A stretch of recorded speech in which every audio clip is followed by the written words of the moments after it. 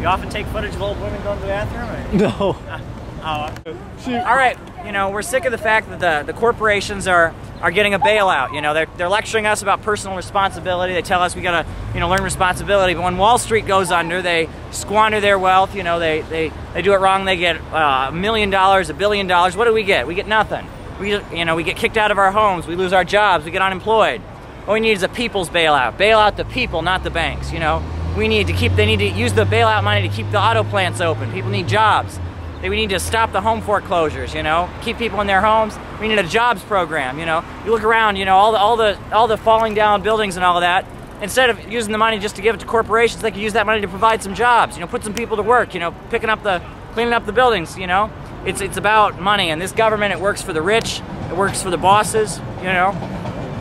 Back in the 1930s, you know, the CIO, they met with FDR. They said to him, they pitched him Social Security, they pitched him the Works Progress Administration. He said, this is all great. What you got to do is you got to go out there and make me do it. That's what we got to do. That's what we're here doing. We're going to make them do it. We're going to make it so the bosses and all of them have to bail the people out, not just bail out the super rich people who control this society. That's what we got to say. Thanks.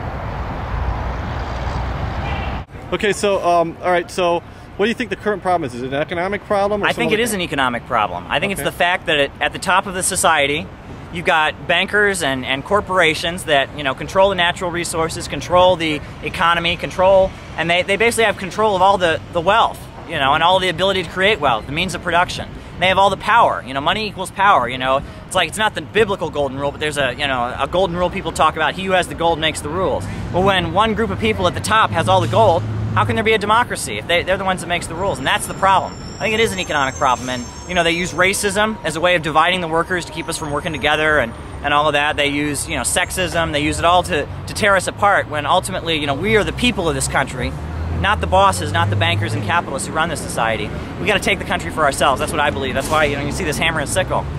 You know what I mean? You know, in Cuba, they've done that. You know, the people are in control in Cuba. They've got socialism. You know, in Venezuela, they're moving towards socialism. I think ultimately, you know, they kick the bosses out of other countries. It's time we kick the bosses out of this country. It's time people like you and I don't have faith in the Democrats. I don't have faith in the Republicans. I don't have faith in bosses and bankers and CEOs. You think Obama can help us? Ultimately, not unless we make him help us, you know. Obama, just like all the other politicians, he's dependent on the capitalists. You know, he's dependent on them for the campaign and all of that. And unless we can force him to do some good, he's not going to be able to. I don't know if he wants to or not. I've never met Obama. I've not had a conversation with him. I hope he's able to do some good, and I hope he wants to do some good. But unless we're in the streets giving him a mandate to do it, he won't be able to do it. Hey, pretty good. How are you? Okay, let me hang on. Stop it for. Okay, so I noticed that there's like a bunch of different parties that were listed on the listing. Do you know anything about all these different parties that are listed to get together? Is there like a certain focus? It's just like foreclosures, you think, in the economy? I mean, it's capitalism is the ultimate problem. You know what I mean? I mean, there's a lot of people here that are out of different groups, and not all of us are revolutionaries. You know, some people here I know. There's a woman here, you know, from Cleveland who runs an organization that helps, you know, women who are about to lose their welfare and helps them get back into the work thing. And she sees so many women, she works with so many of them, and she gives them the training and all that. But she knows they're not going to be able to get a job because the jobs aren't there. You know what I mean? You know, there's this big myth out there you hear on the radio with Rush Limbaugh and all that. People just don't want to work and all that. No, people want to work. People want to help.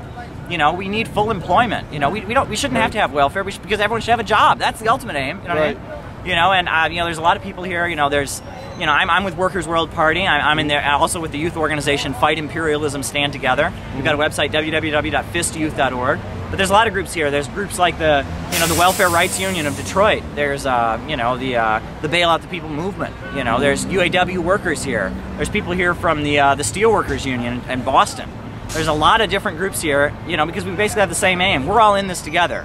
You know, I don't know if you're from Miami, Detroit, I'm from Cleveland. You know, we're all in this together, and until the people start fighting for ourselves, and we stop depending on, you know, just one section of the rich people to help us out, or another section, until we start fighting in our own interests, things aren't going to change. That's what I believe. Okay. Like these different groups that I see, right? Like I see all these different types of groups. When I like saw the flyer, like I saw the thing on the internet, I was thinking, is it important that all these different groups identify themselves? In other words, are they all like putting forth their own agenda and their own little solutions? Are they coming to this type of problem with their own solutions, or are they, you know, is it better off that they just get together under one banner of some sort of organizational banner where it's like to stop foreclosures or something? Because sometimes people say, well, what is the problem and what is the solution? So it's like what you said to me and another guy talked to yesterday. We're talking about capitalism being a problem, you know. Maybe there might be people there for bailouts, but they're not like thinking that capitalism is the problem necessarily. Right? Like imperialism, they might say it's like an imperialist nation building thing that can happen with any country, any type of country. Like the Soviets had imperialism, possibly. The Chinese had their expansionism. Well, everybody has their expansionist I don't think aims, the Soviet Union was imperialist, you know. They weren't. If you look at, you know, the Soviet Union, you know, for example, you know, Afghanistan, right? People always use the invasion of Afghanistan, or they call it the invasion, the intervention, as an example of imperialism. But if you look at what was going on, you know, they had a revolution in Afghanistan, and you know, the government of the people of Afghanistan rose up, and they were teaching women to read. They had literacy campaigns. They were fighting for women's rights and all that. The USA, the CIA sent in the Mujahideen, which is like you got al-Zarqawi, bin Laden. They were all part of that. And they were blowing stuff up, you know, and all of that. The Soviet Union, the government of Afghanistan, asked the Soviets to send their troops in, you know, to send troops to help defend the government that they had fought for. And the Soviet Union, they sent their troops to defend that government. And then when the Soviet Union troops were there, they didn't just, you know, fight the, you know, Al-Qaeda, what's now Al-Qaeda and all that. They also, you know, they helped develop the economy. They grew crops and all of that. And I'm not saying they did everything right. They did some mistakes. They intervened in the leadership there in the new government in ways that I wouldn't have done myself. But you know, but ultimately, you know, the Soviet Union, I mean, you know, gave out of its own. I mean, you know, imperialism is when you exploit other countries, right? But if you look at the history of the Soviet Union, they gave to other countries. You know, they gave to Cuba. You know, the DPRK. You know, they built industry in North Korea, you know, and now North Korea, they're not doing too well. You hear about the famine, but when the Soviet Union was there and they had the solidarity and the trade and all that, they were self-sufficient in food and such, you know, I mean. Do you think that the Soviet Union, like, so do you think that, like, North Korea is suffering because the Soviet Union, just kind of like Cuba was when the USSR fell? Right. Is that what's happening over there? Yeah, and also, you know, the DPRK is under constant military threat from the U.S. There's thousands of U.S. troops stationed along the border. You know, there's never been a truce between, you know, South Korea and the DPRK. Right. You know, and they're under constant threat, you know, and I'm not saying I agree with everything the leadership there does. You know, I don't really know what's the truth, but ultimately I do believe, you know, that the real enemy of the people of the world is not Kim Jong-il, it's not Ahmadinejad in Iran, it's the government of the United States and the bankers and the capitalists that run this country. The same people that have shut down Detroit and taken people out of jobs here are the same people that are bombing Iraq, that are threatening Iran and all of that. They're the real enemies of the people of the world. And, you know, but, you know, if we want to help the people in Iran or in the DPRK, the first thing we got to do is we got to get the U.S. off their back, you know, because as long as, you know, say you're a democratic activist or something in, you know, in one of these countries and you have something you disagree with the leadership, you know, but the U.S. is a big threat. What are they going to say if you're, you know, being an activist? What are they going to say? Oh, you're for the U.S. You know, that's the first thing they'll say, right? I mean, you know, it's kind of, you know, so if you want to help the people, the way to do it is not to go around saying, you know, protesting in this country is, you know, the way to help the people, you know, oppressed nations, okay, is to get U.S. imperialism off their backs and let them determine their own destiny. That's the answer. How'd you get here?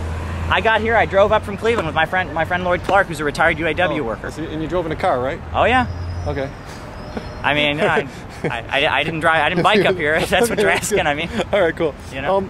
Let me pause again and start again.